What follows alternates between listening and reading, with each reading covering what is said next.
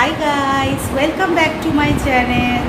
সবাইকে আমার চ্যানেলে অনেক দিন পরে আমি স্বাগতম জানাচ্ছি, কারণ আবার আমি একটা অনেক দিন পরে ব্লগ করছি।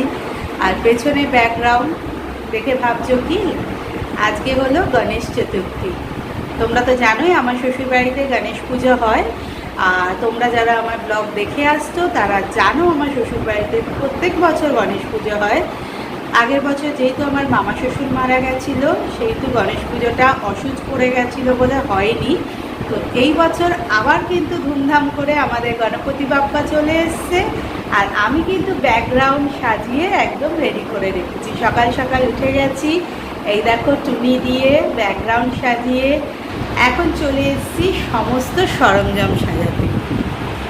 এই দেখো, এর মধ্যে দশকর্মা আছে, কাঁসা থালা বাসন সমস্ত কিছু সাজানো গোছানো করতে। তো হ্যাঁ, আমার একটু স্নানটা হয়ে গেছে, জাস্ট স্নানটা করে জামা কাপড়টা চেঞ্জ করে চলে এসেছি ওপরে। এইটা হলো আমাদের তিনতলার ঘর। অ্যাকচুয়ালি হলো এটা ঠাকুর ঘর, কিন্তু আমাদের এত তিনতলা অবধি উঠে আর কি পুজো দেওয়া হয় না, সেই জন্য শুধু গণেশ পুজোটাই এখানে।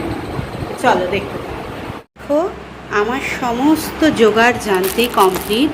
ওইদিকে মিষ্টিগুলো আমি খুলে রাখিনি, ওইদিকে আরও 3টে মিষ্টি আসবে। আমাদের কলকাতার তিওয়ারি বলে দোকান আছে, ওখানকার মোদক আর ওখানকার কাজু বরফি আসবে।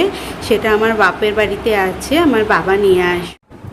তো চলো তোমাদের দেখিয়ে দিই কী করে বাড়ির বাইরেটা সাজিয়েছি ফুলের মালা টালা দিয়ে। আর এই যে নিচে আমি আলপনাও দিয়ে দিয়েছি। এই যে এখানে যে আমার ওপরে শাশুড়ির সিংহাসন আছে, ওখানেও আলপনা দিয়ে দিয়েছি। আর এটা বাড়ির বাইরে। আর এই দেখো, মোটামুটি পুজো বাড়িতে মোটামুটি ঘরদোর দেখো, বিছানার বেড কভার টভার পেতে একটু সাজিয়ে গুজিয়ে নিয়েছি। তো কাজের মেয়েও চলে এসছে, ওর কাজ করছে। তো এই যে মেয়ে রেডি হয়ে গেছে, একদম ফুল রেডি করে হাতে একটু একটু হালকা গোল্ড জুয়েলারিও পরিয়ে দিয়েছি। যে আমি রেডি হয়ে গেছি, এই দেখো এই শাড়িটা পরে নিয়েছি। আর প্রচণ্ড গরম, তাই একটু খোপা করে নিয়ে, আর এইটা একটু গোল্ড, আর এইটা তো বুঝতেই পারছো এটা গোল্ড না, কুন্দনে। তো পরে সব পরে রেডি হয়ে নিয়েছি। মেয়েকে তো দেখিয়ে দিলাম, মেয়েও রেডি হয়ে গেছে। ঠাকুরমশাই চলে এসছে, চলো তোমাদের পুজোর ওখানে নিয়ে যাই। তাই তুমি আর আমি দুজনে মিলে জল চাইতে যাবো। হ্যাঁ, তারপরে বাজনা বাজবে, নিয়ে যাবো। আমি তো প্রথম থেকে সিঁড়িতে উঠছি।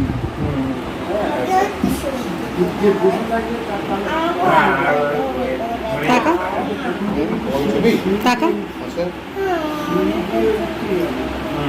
টাকা টাকা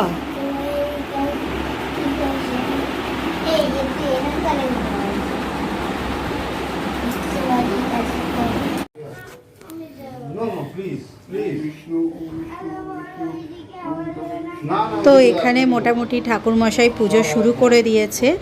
এখন মোটামুটি বেজে গেছে ধরো ওই 11টা মতো। তো ঠাকুরমশাই এসে আমার সব জোগাড়জান্তি হয়ে গেছিলো, তো ঠাকুরমশাই এসে পুজো শুরু করে দিয়েছে। তো আমার বাবা চলে এসছে, আমার ঠাম্মা চলে এসছে। ঠাম্মা নিচে আছে দোতলায়, 3তলায় আর ওঠেনি। আর আমার মা এখনও আসেনি, আসছে।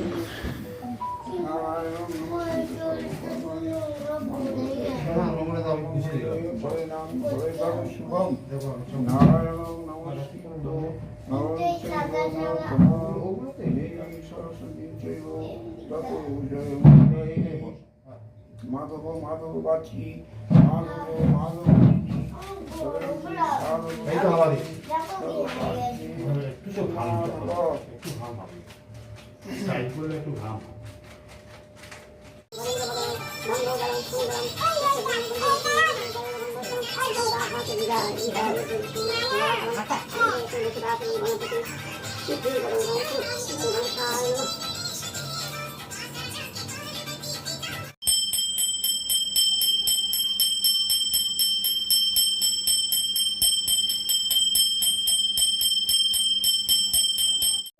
পুরো গণেশ পুজো শেষ হয়ে গেল।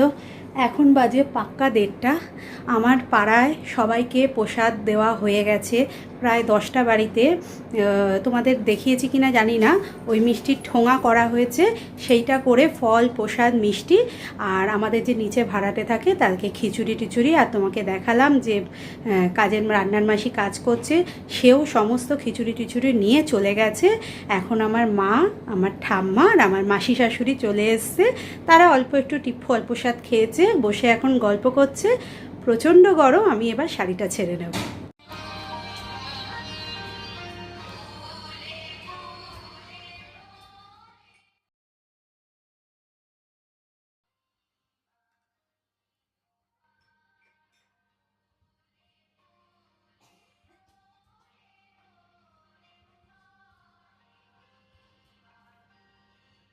দেখো আমাদের খিচুড়ি, এই যে এই আলুর দমটা শেষ, এতে আলুর দম, ভাজা,